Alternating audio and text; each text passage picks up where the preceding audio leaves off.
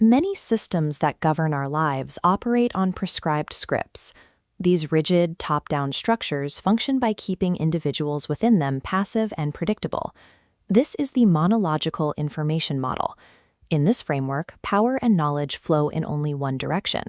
It's a closed loop designed to confirm existing certainties rather than invite new perspectives. In the parole system, a hearing functions as a theatrical performance, where the judge acts as director and the parolee follows a script to be heard. But beyond the courtroom, the system maintains control through continuous surveillance, following the individual into their community. In a purely monological system, marginalized people are treated as subjects in a narrative they didn't write and have no recognized authority to change.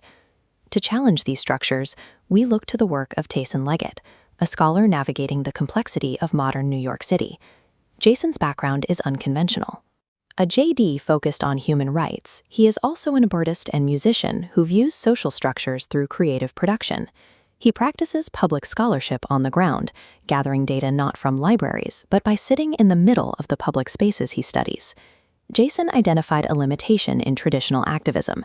If a lone lawyer or academic fights a system using only their own expertise, they are still operating within a monologue. They aren't changing the flow of power. To rewrite the societal script, he realized he didn't need followers. He needed a partner to help co-create a different way of communicating. Jason builds this partnership by looking for common ground in popular culture, focusing on characters who have had to navigate hostile environments. He points to Ellen Ripley, a working-class warrant officer in the Alien franchise. Ripley has to survive both a physical threat and a corporate betrayal by learning to use the ship's own technology and protocols in ways the company never intended. This mirrors a concept Jason calls ascesis. It's a deliberate, active process of self-formation, using specific disciplines and practices to transform oneself into an agent of change rather than a victim of circumstance. Jason shares his own ascesis with his students. He includes his history of recovering from a traumatic brain injury and a violent assault directly in his syllabus, showing that resilience is a practice skill. By opening up this vulnerable shared space, Jason invites his students to move past their assigned roles and start building their own capacity for resistance. This work happens on the ground at Kingsborough Community College, where Jason actively shares authority with his students. He breaks down the traditional syllabus, moving students away from simple personal opinions toward rigorous, critical legal analysis using frameworks like Bloom's taxonomy. One project involved students co-designing an interactive video game. The game allowed them to simulate the experience of the political legal system from multiple cultural perspectives. This proves that technology shouldn't just deliver old information. In a co-designed environment, it becomes a space where users can actively test and rewrite the rules of their own reality.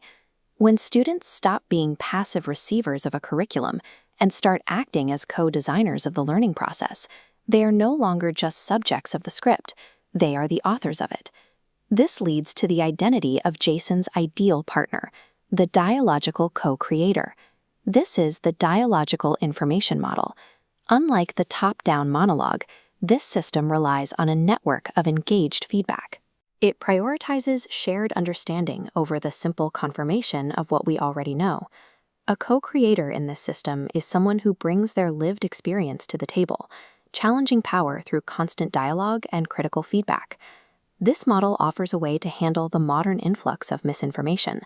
While the monological side pushes us towards info certainty and prepackaged values, the dialogical approach requires us to be info skeptics, relying on peer review and shared reception to verify the truth.